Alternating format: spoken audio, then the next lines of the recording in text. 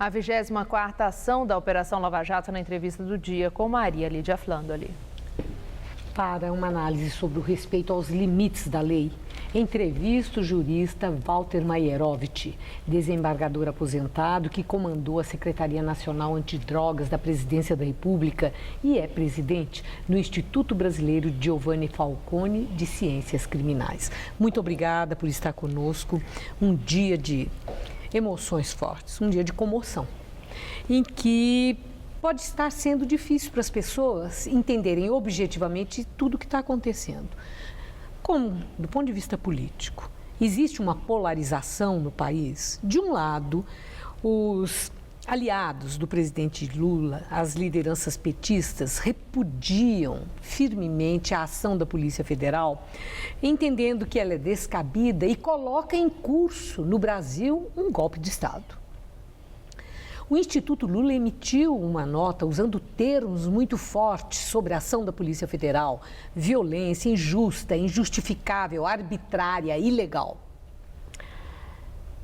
Eu quero saber do senhor se essa 24ª ação da Polícia Federal da Lava Jato, a 24ª ação da Lava Jato, desrespeitou a lei ou foi dentro dos limites da lei?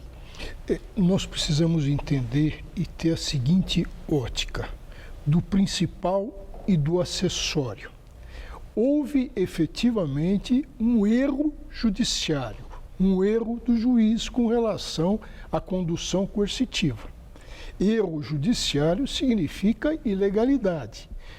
Mas isto não é o principal, é um acessório. Isso não pode impedir que a operação continue, porque a operação é o principal e todo o povo brasileiro já viu a roubalheira que ocorreu, a transformação de uma democracia em cleptocracia, poder dos ladrões, estão aí as empreiteiras.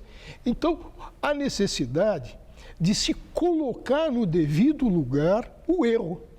Todos podem errar, até o juiz. Temos erros judiciários por revisão criminal. Agora, um erro, uma ilegalidade, tem que ser tratado a nível de recurso, uma representação quando tem abuso de autoridade, mas não no sentido disso macular uma importante operação, uma fundamental operação, que é a Lava Jato, e isso transformar um investigado, que é o ex-presidente Lula, em uma pessoa que não pode ser mexida, porque, evidentemente, numa república todos são iguais perante a lei. E veja, qual é o grande interessado em que tudo se esclareça? Evidentemente, é aquele suspeito. Quem que está sob suspeita e se sente inocente, não tem aí o interesse em que tudo fique aclarado. O mandado de condução coercitiva é comparável a um sequestro, como está sendo divulgado em vídeo nas redes sociais solidárias ao presidente Lula? Isso por gente, na realidade, fora do campo jurídico, que não tem um mínimo conhecimento de um sequestro e de uma condução coercitiva, que é um ato que cabe toda vez que alguém comunicado... Quando cabe a condução coercitiva? Quando alguém é intimado a comparecer e não comparece perante a autoridade competente. Então, o que se faz? Se faz a condução coercitiva. Para quê? Para que a autoridade possa ter a informação que deseja. Agora, veja bem, uma coisa muito simples de se ver. Imagine alguém que se diz vítima de um linchamento, procura a autoridade, o Ministério Público, fala, olha, eu vou ser linchado. E aí alguém propõe, então vamos pedir a prisão preventiva dessa pessoa. É absolutamente equivocado. A mesma coisa com relação ao Lula. O procurador diz para a segurança dele. Então, para a segurança dele, ele aniquile um direito fundamental de liberdade, de ir e vir. Agora, aí que está o erro, mas é erro judiciário. O presidente Lula tinha, eu quero entender, e acho que talvez isso também seja importante para as pessoas, há uns dias o presidente tinha agendado um depoimento aqui em São Paulo e entrou com um recurso no sentido, por entender, conforme foi dito pelo deputado Paulo Teixeira, aqui no Jornal da Gazeta, que estava havendo um abuso por parte do Ministério Público de São Paulo e que, do ponto de vista formal, não era daquela forma que devia ser conduzido e que o presidente não deveria, portanto, fazer o tal do depoimento em São Paulo, conforme estava agendado. Por razões formais que ele argumentou, e isso foi aceito e o presidente teve suspenso esse depoimento. O juiz Moro pode ter sido induzido ao que o senhor chamou de erro, ao expedir esse mandado de condução coercitiva, entendendo que houve resistência de Lula ao fazer um depoimento aqui em São Paulo? Não, porque a argumentação era para a segurança do Lula.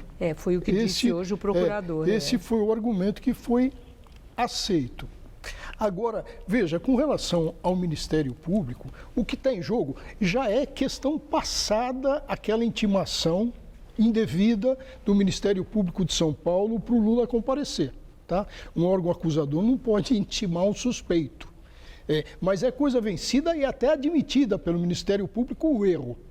Agora, outra coisa é a ação que o ex-presidente Lula propõe, dizendo existir um conflito de atribuições.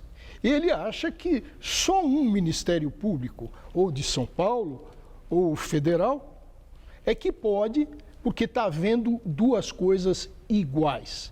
Aí é um grande erro de quem está colocando isso. Não existe nenhum conflito de atribuições. O Ministério Público de São Paulo apura aquilo que diz respeito a Bangkok, aquela cooperativa de bancários onde se diz que teve lavagem de dinheiro nos solares e etc. Isso é objeto de apuração de competência evidentemente estadual, porque tem falência e etc.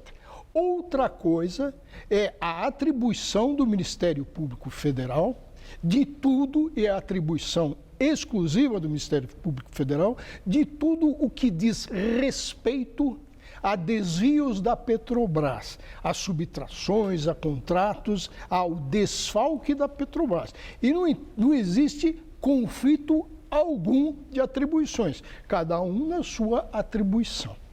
Bom, agora, hoje o procurador, Carlos Fernando, como o senhor lembrou, falou que, então, foi uma surpresa, tudo foi de surpresa, com a finalidade de proteção à investigação, porque vazamentos têm sido altamente prejudiciais à investigação. Isso anunciado anteriormente, não de surpresa, traria prejuízos para a investigação, inclusive destruição de elementos que são considerados prova. Bastava anunciar e avisar o presidente Lula que ele ia ser convocado e ponto final. E os advogados, vários advogados, entendem até que ele podia ser alertado sobre o conteúdo do depoimento que ele iria fazer. Não precisava ser como foi. No seu entender, justifica o fator surpresa, como defendeu o procurador? Vamos dividir a coisa. Não foi só a condução coercitiva, a ouvida do ex-presidente Lula. Nós tivemos importantíssimas medidas de buscas e apreensões. E evidentemente que isso você não pode anunciar, porque senão desaparecem arquivos, desaparecem computadores. Como estão dizendo que desapareceu, né? São coisas absolutamente diferentes, onde há surpresa, a necessidade disso. Agora, outra coisa, então, tem que se separar. Foi absolutamente legal a ação de hoje com relação às buscas e apreensões. Absolutamente legal. O que ocorreu foi o erro. Agora, que é o acessório. Se pegar isso para se tentar inviabilizar tudo, infelizmente, não se pode aceitar. Né? A última questão. Há uma indignação muito grande porque os aliados do presidente Lula gostam dele. E ele, naquele pronunciamento que fez, mostrou que ele se sentiu prisioneiro, que ele ficou magoado com aquilo, embora aquilo o impulsionasse para uma luta, para ir adiante, etc. e tal. Mas o promotor Carlos Fernando disse que ninguém está acima da lei. O Lula foi presidente do Brasil, foi reeleito presidente do Brasil, não é mais presidente da República. A lei, a Polícia Federal, as instituições, Judiciário, Receita Federal, Polícia Federal, tem que ter um comportamento diferente, especial, para quem tem um histórico como o presidente Lula tem, ou na presente circunstância da vida dele, como falou o promotor Carlos Fernando, ninguém está acima da lei nesse país, ninguém tem que ter um tratamento diferenciado por essa ou aquela razão, a não ser que seja uma autoridade que tenha foro privilegiado. Eu quero ouvir do senhor se o presidente Lula deve ter um tratamento diferente pelo histórico da vida dele. Não, ninguém deve ter tratamento diferente. O que existe um dever de todos os funcionários públicos, juízes, promotores, e a regra é o dever de urbanidade. As pessoas precisam ser tratadas com educação, sem arbitrariedades, mas todos são iguais perante a lei. Agora, a gente tem que pensar em algumas coisas que estão sendo deturpadas a todo momento. Qual é o tratamento de alguém que já saiu da presidência? É de um ex-presidente que deve ser tratado com educação e etc., jamais com condução coercitiva. Isso é certo. Agora, essa confusão que se dá, então, de repente, um colaborador de justiça, um delator, se fala, veja, um delator. Vamos pensar num Tommaso Buscetta, chefe da máfia e traficante internacional que foi. Todos os colaboradores em sede de crime organizado são todos pústulas, como é o Teocídio do Amaral. Então, o que acontece? Se vai deixar de lado tudo? Não. Evidentemente que se vai pegar aquilo que foi dito e se vai apurar ponto por ponto. Porque só a delação não diz absolutamente nada e nem serve, se ela for sozinha, para sustentar uma sentença condenatória. Bom, dizer ela diz muito, mas tem que ser investigado e provado, é isso? Tudo tem que ser... Veja, tudo dizia o juiz Falcone, que foi dinamitado pela máfia, que se deve montar um mosaico ou um quebra-cabeça, em que todas as peças são importantes para se ter ideia. Okay. Agora, então, o que ele quis dizer? Que até a delação premiada é importante. E eu agradeço muito seus esclarecimentos. Uma boa noite. Boa noite. Estela.